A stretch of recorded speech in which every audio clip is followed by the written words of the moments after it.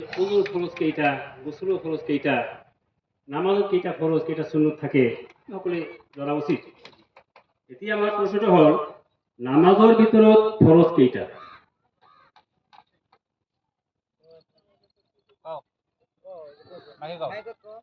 নামাজের ফরজ 14টি। শুদ্ধ উত্তর 10 mark. Great question group B. Great question group B. Direct question group B. Group B আমি জানো আমি সকলে পিতৃ অনুভৱ মাতৃ গৰ্ভত জন্মগ্ৰহণ কৰিছো। এইটোৱেই প্ৰাকৃতিক নিয়ম। কিন্তু এনেকুৱা এজন মানুহ আছে পিতৃ মাতৃ অবিহনে এই পৃথিৱীত আহিছিল, জন্মগ্ৰহণ কৰিছিল। মানুহজন কোন?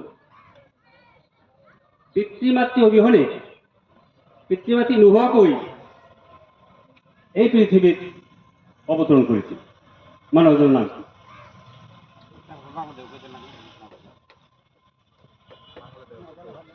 মানে মা বাবা ছাড়া এই পৃথিবীতে কোন মানুষটা আসছে বা জন্মগ্রহণ করছে? বা হযরত আদম আলাইহিস সালাম।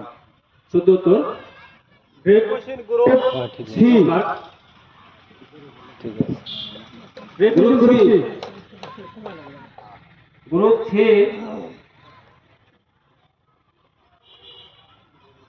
এটা প্রচলিত নিয়ম যে বিবাহ হওয়ার পিছতে মাতৃ সন্তান হয়।